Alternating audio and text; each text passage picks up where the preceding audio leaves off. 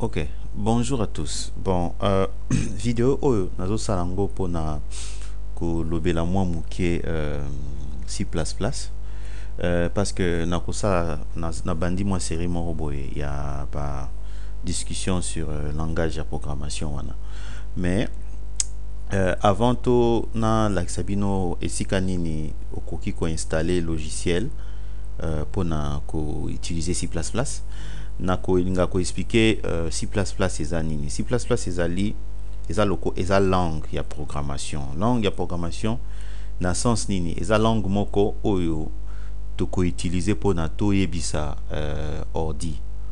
to pe ordinateur makambo nini faut esala parce que makambo nyonso oyo to utilisaka na ordinateur et bakoma ba logiciel nde tobenga yango ba logiciel et puis ba logiciel wana nde esalaka ke tosala ba action moko na machine totala ba film totala tokota na internet nde par exemple browser oyo ezo permettre biso tokota na internet browser oyo eza logiciel mais ce que ba logiciel yango ekomamaka na ba langage ya programmation ba langage ya programmation eza ebele bon mais biso na discussion na biso toko yekola nani C++ parce que yango nde na lingi to banda ko yekola nango na leçon oyo bon pona C++ et ozala pasi pona ba concept mosusu ezala compris ne bandeli mais il faut koyeba que ngai na ko tokosala version moko oyo ekozala toko utiliser ngo na commande prompt topé na tableau noir parce que ba logiciel lelo ba logiciel est comment neti na forme boye vous mona ba fenêtre vous mona ba bouton wana avec les temps wana sikoyote pe na kosala série mo ba vidéo avec Delphi oyo toko mona plus ba bouton donc yoza plus graphique mais na C++ pe na ko introduire mo mukeme na niveau te ce qui est important eza ko yeba structure ya langage pour na communiquer na ordinateur pour na tout ça là bas logiciel donc yango mteza très important donc to ça là yango ndenge ezalaka partout to ko yekola ngo na commande prompt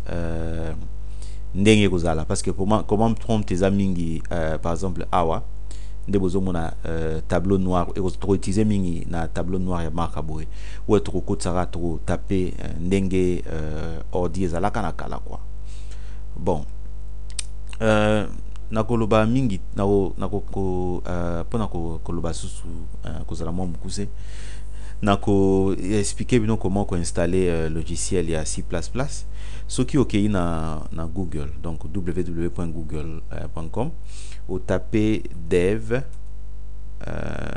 c plus bon to kende awa na to poni wana free download au cliquer tango cliquer bon ngai na moni na lien oyo ebimio ya software download and reviews CNET au cliquer wana okomo kopesa ekokoma C++ 9.9.9.2 oye awa na bouton ya download tango ko cliquer eko ngana ko installer te parce que naza nango déjà na machine eko pesa yo option ya ko télécharger fichier moko ya exe fichier exe wana tango ko koma na machine na yo ko installer ngo ndenge to installer ba logiciel nyonso après avoir ko installer oko zala na zonga na liboso ana logiciel oyo ezali logiciel oyo to ko utiliser pona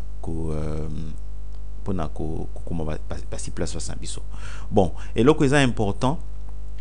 nga naza nango déjà installé donc déjà configuré na koyeninga kaka ozala sûr que tango installango ezala installé na machine eko zala na il faut yeba esika nini o installango neti yanga eza na local disk C il faut oya eloko eza pe important il faut oya na tools awa eza na compiler option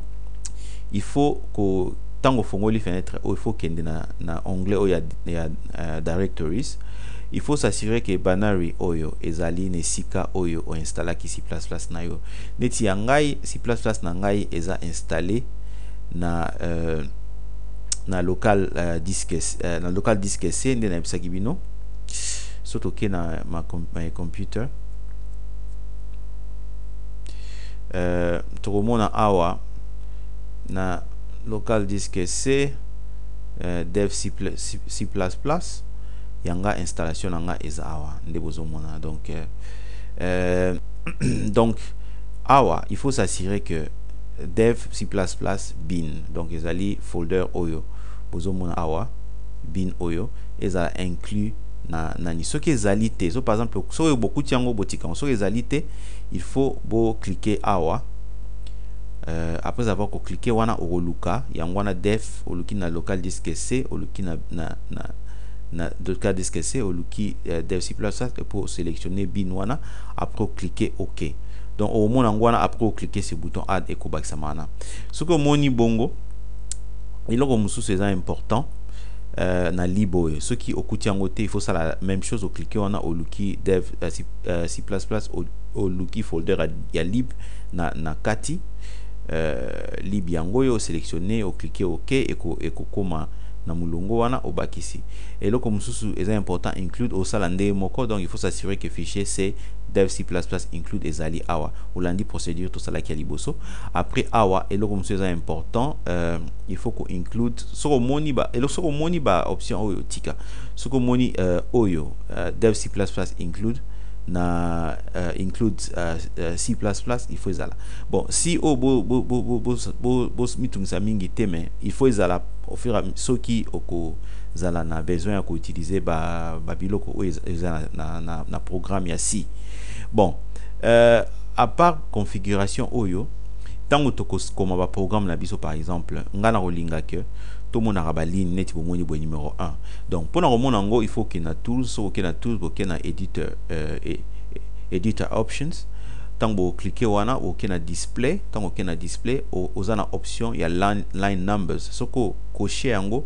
ba numéro ko bima. Donc ozana option ya kopona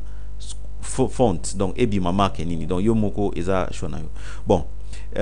ndenge na laxibino installation, donc na okata leçon oyo awa comme ça. La leçon suivante na relaxa bino ndeni toko koma programme na biso ya liboso na C++. OK, na koyebisa bino au revoir, bo tika la malamu.